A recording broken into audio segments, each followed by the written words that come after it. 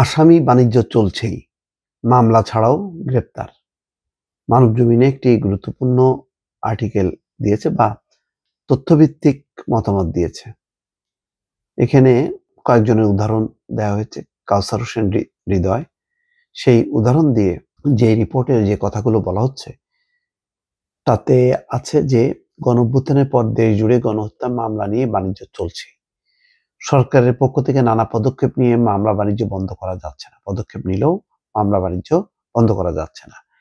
এসব মামলা বাণিজ্য রাজনৈতিক দলের নেতাকর্মী থেকে শুরু করে খোদ পুলিশ কর্মকর্তারা জড়িয়েছেন। প্রকৃত আসামির পাশাপাশি নিরীহ ব্যক্তিদের আসামি করে হয়রানি করা হচ্ছে। আগে আওয়ামী লীগ আমলে এই একই কাজ করা হতো, মানে বিএনপির নামে, বিএনপি জামাতের নামে মামলা বাণিজ্য, এখন হচ্ছে আওয়ামী লীগের নামে। আবার টাকার বিনিময়ে প্রকৃত আসামিকেও গ্রেপ্তার করা হচ্ছে না, অথচ মামলার নাম নেই এমন ছাত্র জনতার আন্দোলনে হত্যাকাণ্ডের ঘটনায় সম্পৃক্ততা নেই এমন ব্যক্তিদের গ্রেপ্তার করা হচ্ছে। 5ই আগস্টের পর গণহত্যার ঘটনায় করা ঢালাও মামলার তদন্ত নিয়েও প্রশ্ন উঠেছে। পুলিশের যেসব কর্মকর্তারা এসব মামলার তদন্ত করছেন তারা কুল কিনারা করতে পারছেন না, কারণ হত্যা মামলা আদালতে প্রমাণ করার জন্য যে সমস্ত তথ্য প্রমাণ ও আলামত লাগে সেগুলো পুলিশের কাছে নেই।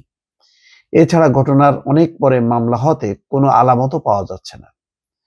অনেক নিহত ময়নাতদন্ত ছাড়াই দাফন করা হয়েছে। হত্যা মামলা প্রমাণ করার জন্য ময়নাতদন্ত রিপোর্ট, হত্যার আলামত, যে অস্ত্র দিয়ে হত্যা করা হয়েছে সেটির বা গুলি করে হত্যার আলামত তদন্ত সংশ্লিষ্টদের কাছে নেই। তাই মামলার তদন্ত বাদ দিয়ে পুলিশ এজাহারে নাম আছে এমন ব্যক্তি বা অনেক সাধারণ মানুষকে হয়রানি করছে। গ্রেপ্তারের পর ভীতি দেখিয়ে টাকা আদায় করছে, টাকার বিনিময়ে মামলা থেকে নাম বাদ দিচ্ছে, আবার টাকার বিনিময়ে অনেকের নাম যুক্ত করা হচ্ছে। এমনকি পুলিশ গণহত্যা মামলায় ফাঁসিয়ে দেওয়ার ভয় দেখিয়ে পুলিশের কাছ থেকেও ঘুষ নেওয়ার অভিযোগ উঠেছে। পদবি বুঝে 50,000 থেকে শুরু করে 5 লাখ টাকাও ঘুষের দাবির অভিযোগ উঠেছে। তো এই হচ্ছে অবস্থা। এগুলি যদি চলতে থাকে কি হবে শেষ পর্যন্ত? মানে কয়টা হত্যার বিচার হবে এবং সেই বিচার কি নিম্ন আদালতে না হয় দিল, উচ্চ আদালতে টিকবে কিভাবে?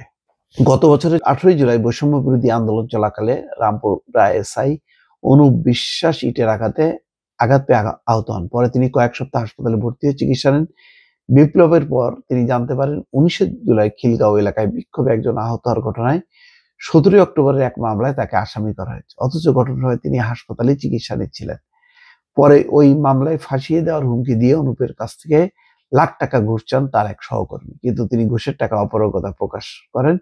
পরে তাকে বলা হয় ঘুষ না দিলে একাধিক হত্যার মামলায় তাকে ফাঁসানো হবে। এই চলছে, মানে কাক কাকের মাংস খায় না, এখানে পুলিশ পুলিশের মাংস খাচ্ছে। যার টাকা আছে সে বেঁচে যাচ্ছে, আর যার টাকা নেই সে নিরপরাধ হলেও সে ফেঁসে যাচ্ছে। এই চলছে। এগুলি আসলে ওষুধ কি নীতিমালা কিভাবে হবে, এটাই এখন বড় চ্যালেঞ্জ সরকারের কাছে। জানি না কিভাবে মোকাবেলা করবে, কি ওষুধ তাদের কাছে আছে। দর্শক ভালো থাকবেন, আল্লাহ হাফেজ।